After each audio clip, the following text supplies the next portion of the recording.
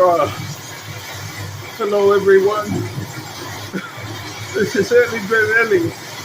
I hope that y'all can hear me okay.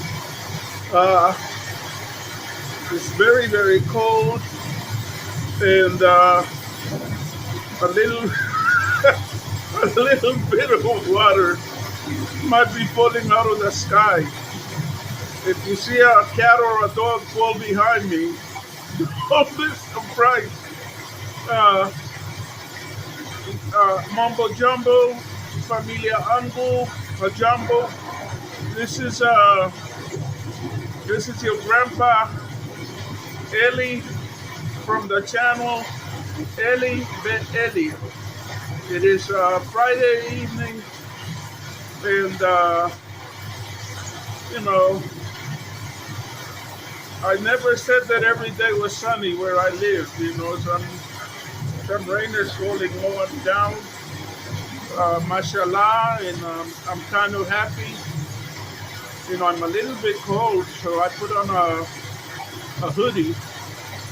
I hope I don't look too silly, but let me pull this back. It's kind of cold and it's noisy. This is the kind of day when you want to get in bed and wrap yourself up tightly and have a good night's sleep.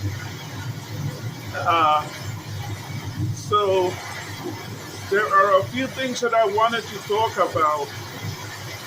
Of course, I'm going to talk about Mara.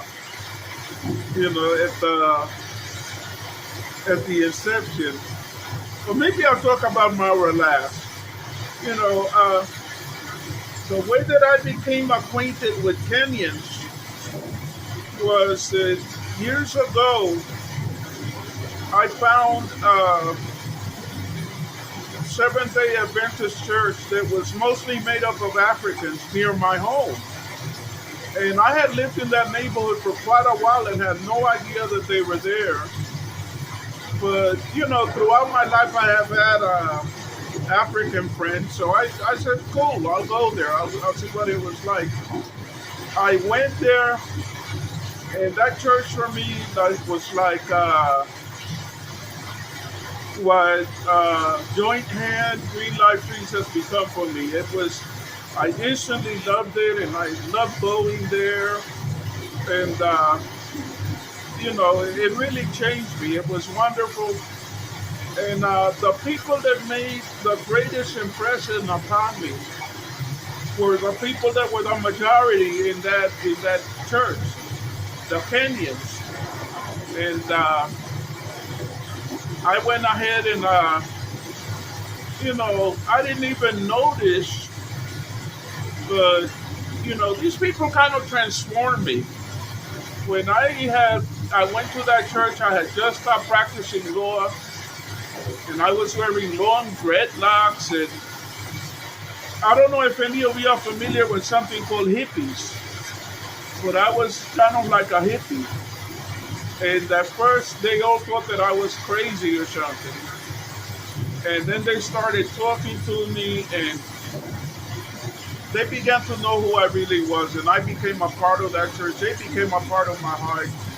And, it really changed me. I mean, I was even willing to I ended up cutting off my dreadlocks and everything. And, kind of like went back to the professional look and everything, and it was just a lot of fun. But I discovered that I had a deep love for Africans and Africa, and made a lot of wonderful friends.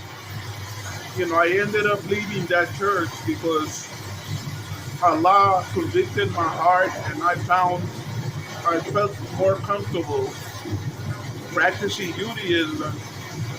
And eventually, I came to where I'm at now. I learned about Islam, and I realized that Islam and Judaism have a lot in common. And I ended up practicing both, and which is what I do now. And which brings me to the point that I was wanting to make. I follow my own conscience. I have my own relationship with God.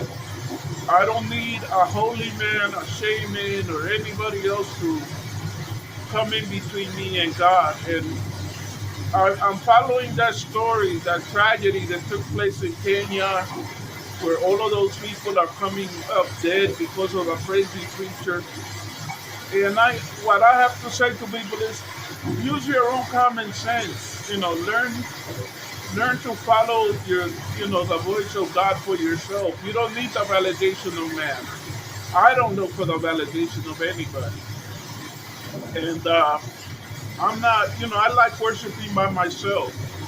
Even though you're supposed to worship with others, I don't like feeling manipulated. And in a lot of occasions, being a part of organized religion makes you feel manipulated.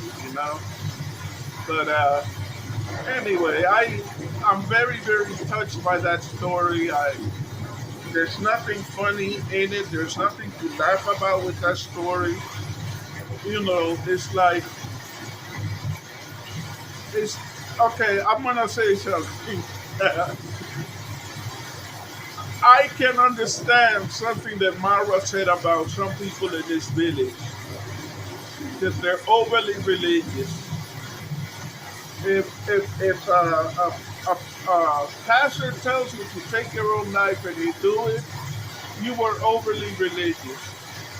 You know, you have to look at any religious leader with a sense of suspicion.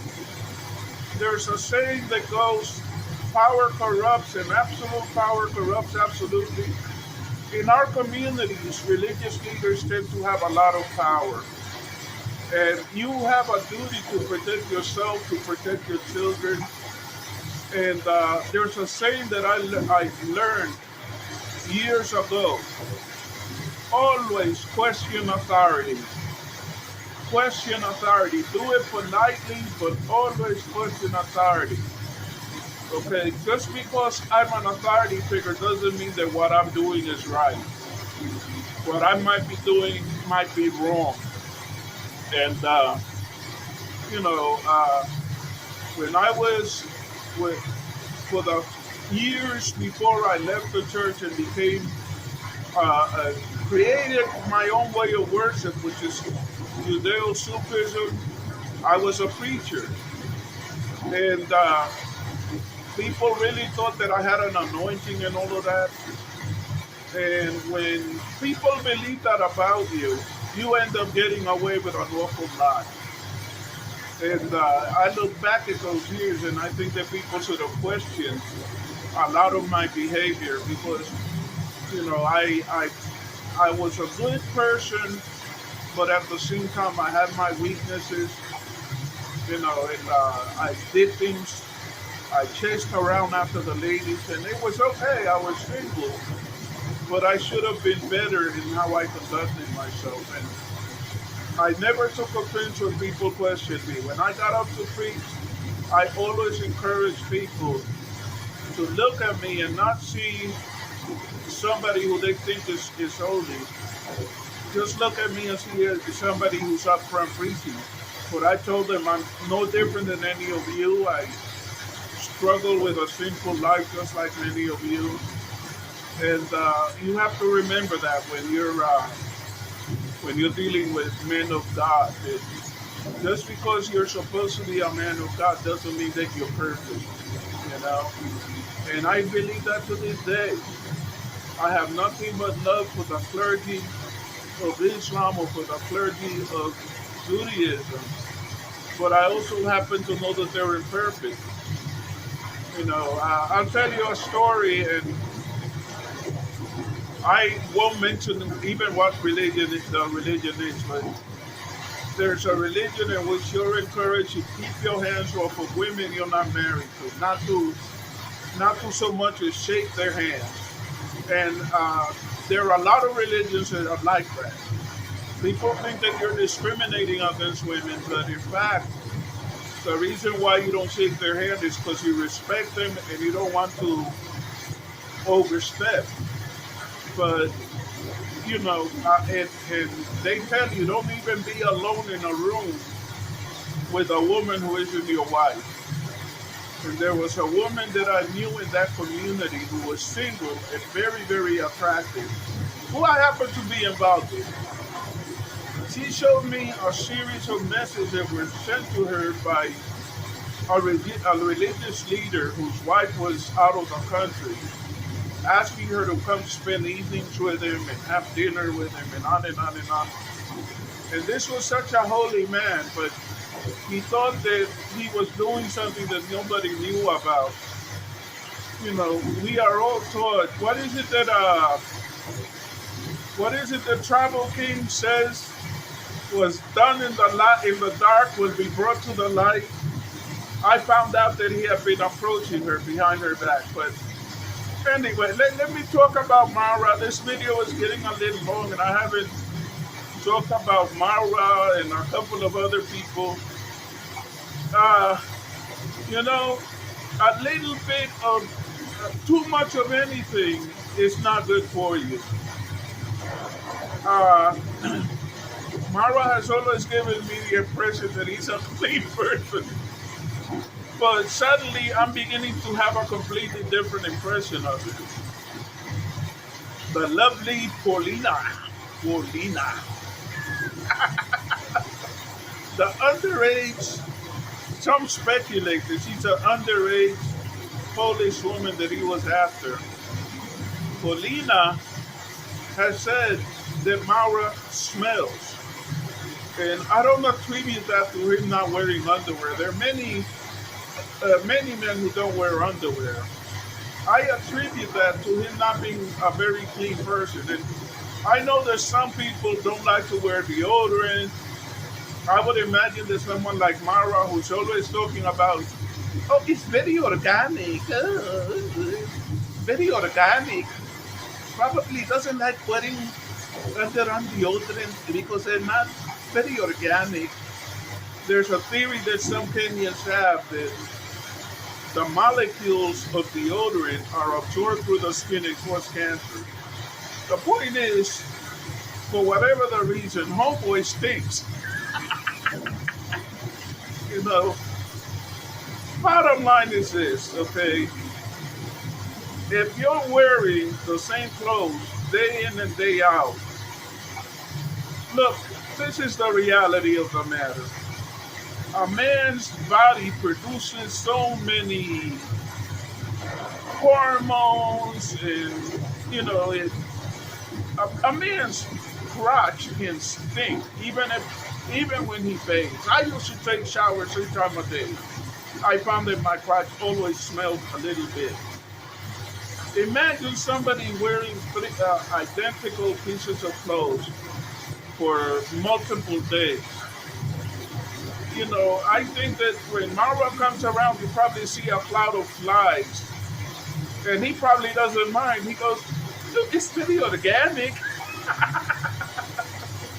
Anyway, I wanted to talk about one other thing, and then I'll be through with this.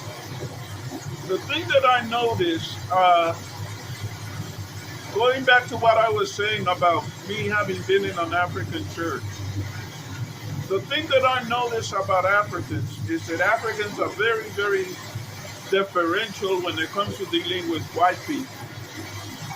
Okay, and one time we were in church, and a white man walked in, and a friend of mine who's a pastor, he was a regional director of the church, and he held an event in a major city here in Texas. And these are all black children. In case you didn't know it, black and white people here in the black and white Seventh-day Adventists mostly don't worship together. And it's not segregation, they just don't. But they were having an event, and a young white man walked into the event. And people are so deferential to whites, nobody bothered questioning him. And he went to the downstairs, found the daughter of the pastor that I'm talking about, and I won't mention his name, repeatedly raped her. Okay? having learned about that experience, my attitude is when you see someone who doesn't really belong there, just walks in casually,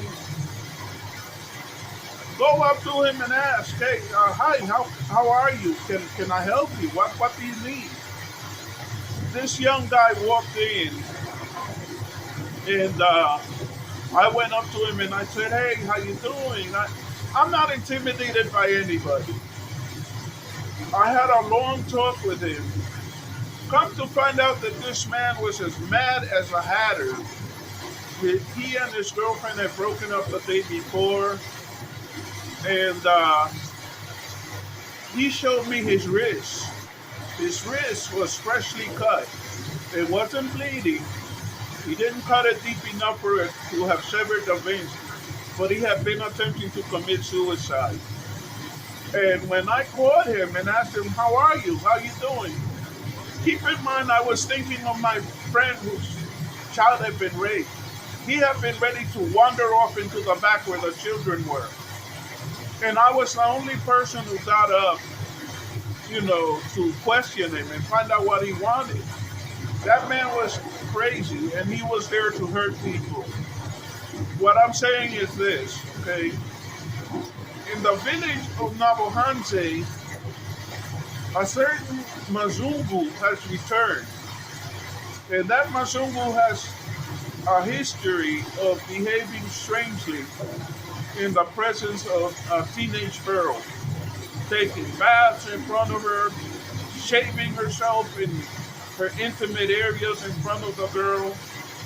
What's up with that? I mean, folks, don't be so trusting. She also had a habit of taking this girl for long walks in the bushes, and they keep touching and hugging. And this woman has admitted that she has a past as a with which he practiced lesbianism. Now, we are being told that Anne is 18 years old. I question whether that girl is actually 18, but even if she's 18 and she's a village girl, she still needs to be protected.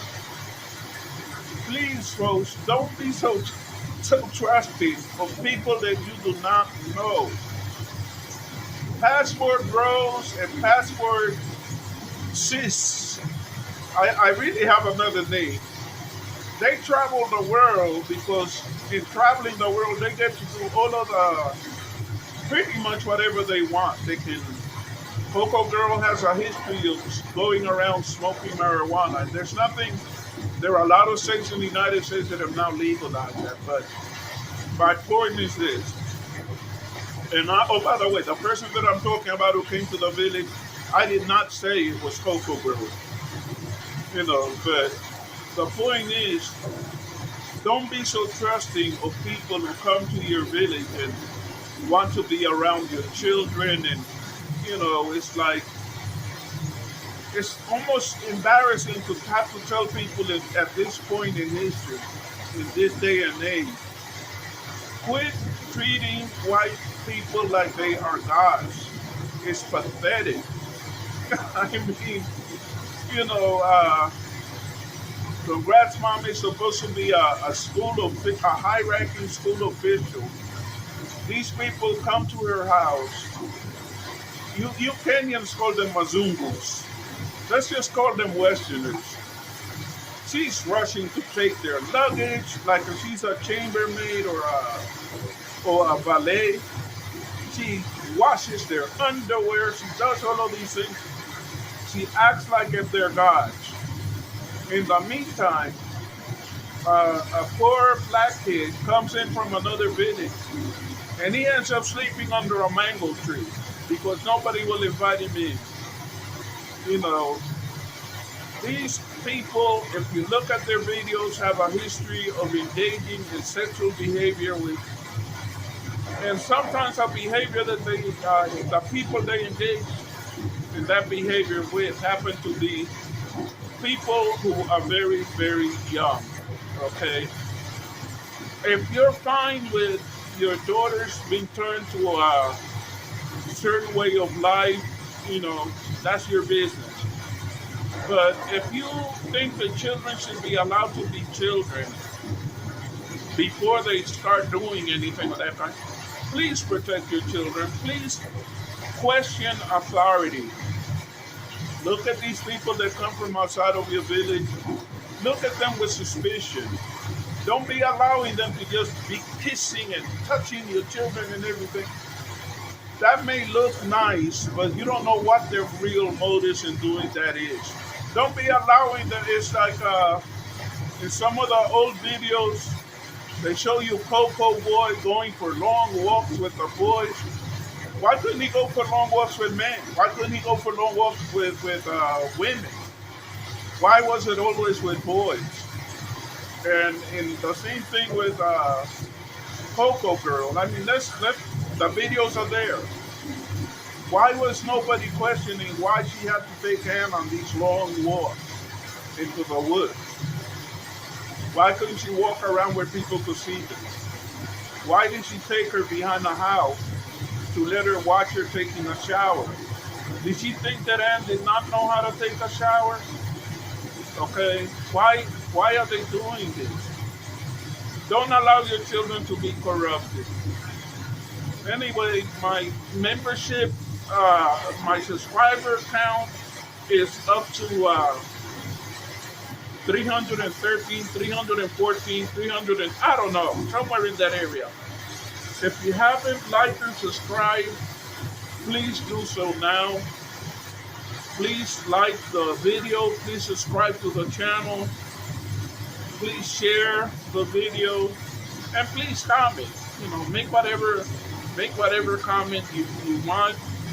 But if at all possible, you know, make it a happy comment. So make it a friendly comment. This is a cold day and I'm feeling kind of strange. So I look forward to reading some friendly comments. I love reading all the time. Oh, by the way, I'm almost done. Let me just say this. Joint Hand Green Life Trees has a new video. They're back at the school planting trees. Please watch that video. I love that channel. I think that what they're doing is called being Edenist. Eden was where man first lived. And man, the very first duty of man was to be a gardener. They're helping to restore Kenya. They're being Edenist. Okay, and last but not least, I just want to commend to your attention Diana Femi's channel. She continues to make very sweet videos. She's a wonderful young lady, and I wish her well. In the meantime, Sabbath is going to start pretty soon, so Shabbat Shalom. And for those who went to Juma prayer, Juma Mubarak. Thank you. Have a nice day. Bye-bye.